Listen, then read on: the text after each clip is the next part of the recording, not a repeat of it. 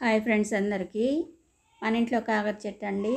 ఇది మేడి చెట్టు అనుకుంటా అండి, పడిమొలిచింది. చూస్తే కొంతమందికి అర్థం అవుతుంది కదా, మీకేమైనా తెలిస్తే కామెంట్లో తెలియజేయండి. ఇది మొదలేమో ఎర్రగా ఉంటాయండి కొమ్మలవి కూడా. ఆకు చూడండి పొడవుగా అయితే ఇలా ఉంది. మేమైతే కాకరపాదు పెట్టాం కదా, ఈ చెట్టుకు అయితే మటుకి చక్కగా అల్లుకుందండి మొత్తం. చూడండి కాయలు ఎలా వచ్చినాయో, చిట్టి కాకరకాయలు అంటారు కదా, మరి చిన్నవి కూడా కాదండి, మనకు వేయించుకోవటానికి మోయినంగా ఉంటాయి. పాదు పెట్టామండి, చిన్నగా అల్లుకుంది చెట్టు నిండా. చెట్టు మొత్తం అయితే అల్లుకొని చక్కగా కాయలు కాస్తుంది. ఇప్పుడు నేను 2 సార్లు అయితే కోసాను. ట్రిప్పుకి 1/2 కేజీ పైనే వస్తాయండి కాయలు. మొన్న చేశాను కదా. ఇవేమో కామెంచి కాయలండి, ఇవి కూడా తినచ్చు.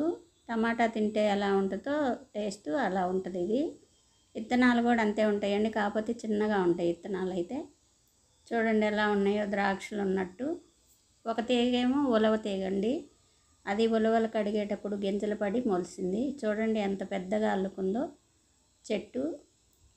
చాలా అయితే వచ్చినాయండి కాయలు. మనం పందిరేసుకునే కంటే మెల్లాలో ఏమన్నా చెట్లు ఉన్నాయి అనుకోండి, ఆ చెట్టు పక్కన ఎండ వచ్చేటట్టుగా పాదు పెట్టుకుంటే కూరగాయలకి చక్కగా అయితే ఇలా అయితే అల్లుకుంటుందండి. నీడనైతే పాదు ఉండకూడదు, ఎండ ఉంటే బాగా వస్తాయి కాయలు కూడాను.